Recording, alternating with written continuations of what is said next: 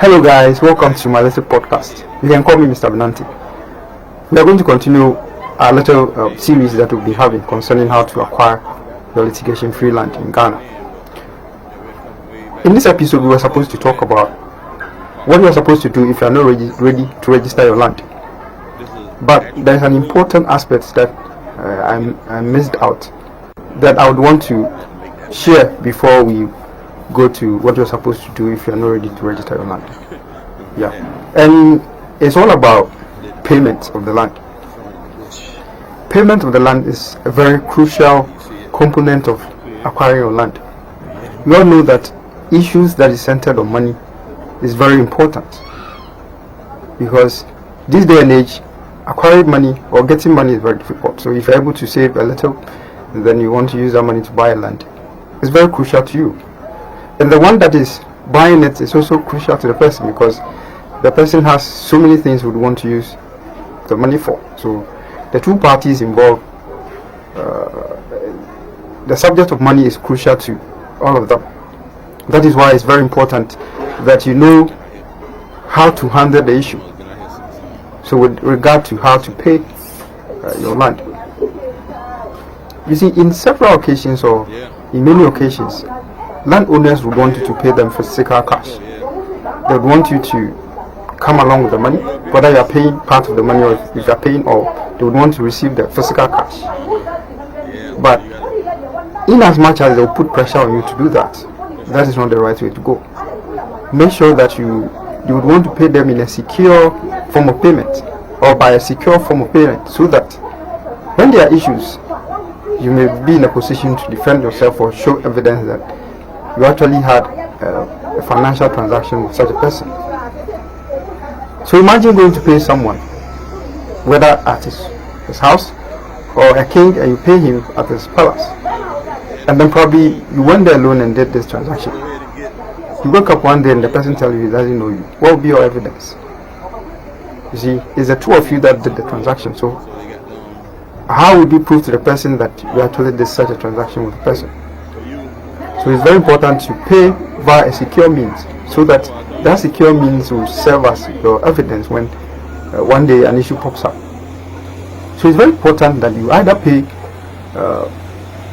via the person's bank account. You take the person's bank account, you go and pay in, and then take your paying slip. So the paying slip will now be your evidence. So when there is an issue in the future, that paying slip, and then the bank will serve as your witness. Or you can also pay or give the person a check. So you can write your check, give it to the person, and that will also serve as your evidence. So because the bank, if the person goes there to withdraw the money, the check will be kept by the bank. Records will be kept by the bank. So in the future, they can rely on the bank to be a witness. You can also do a banker's draft. This is the secure form you can ever have. So go by banker's draft, then that will serve as your evidence. So always insist on paying via this means. Don't go carry your money. There's so many things that could happen. Imagine holding a bag full of money. On your way, someone meets you and then takes the money. What would you do? Or someone getting a hint that you are going to pay a land and then meet you on the way and takes the money. So there are so many risk factors that has to do with paying with physical cash. So in as much as they are going to put pressure on you, don't give in. You see, in the negotiation table, don't be the one that is vulnerable, because you are the one that is bringing the physical cash. Most of the cases, people think that the land is nice, it's lying closer to a road, so I don't want to miss it. So the person says I should pay physical cash, I'll pay so that I don't lose the land. Don't do that. When you lose that land, you may get any other land. And if the land is a genuine land, the person should be able to accept the various means of payment that I've already mentioned. If someone is insisting on you paying physical cash, then there's a question mark there.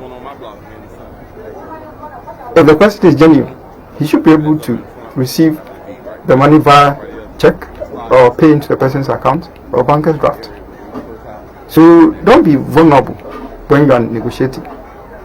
Even the price of the land, don't be vulnerable. Negotiate well so that everything will be in your favor, because you are the one that is giving out the money. If you are that vulnerable, maybe because the land is so nice that you can't afford to lose it, so you want to give in to their desire for you to pay the fiscal cash, then my advice that I'll give you is that go with trusted witnesses. I am saying trusted witnesses because it's not anybody at all that you can carry along with you to go and be a witness of such a transaction, no matter how you know the person. Make sure that you trust the person so well, because it is money we are talking about. Once money becomes a subject, your friends may become your foe. They may go behind your back, go and take some monies and then witness against you. So if you are going there, go with trusted witnesses, at least 2 of them, and make sure that you are doing some recording whilst the conversation is ongoing. I'm sure it's very difficult to get a video recording, but if you have any means of taking a video record of your engagement, then I think it's going to help. But if you cannot get that video recording and you can get an audio, it will be very, very good, so that you can keep it there in the future. If issues arises, those will be your evidence. So if you decide that you are going to pay the fiscal cash, you should go with people to serve as evidence, because if the person continues to pressure you to bring fiscal cash, then definitely there will be an issue at the end of the day. There will be a problem at the end of the day, because if I have my land and then you opt to pay via bank, why should I want to take the fiscal cash? People that are sketchy, that would want to take the fiscal cash and probably bolt away with the cash. So be very careful in that regard. Make sure that you are paying via a secure means, so that when there are problems with the transaction, you can always get evidence to show that you really had a financial transaction with such a person. Thank you very much for watching the video. We'll come your way with our next episode. Stay tuned. Thank you.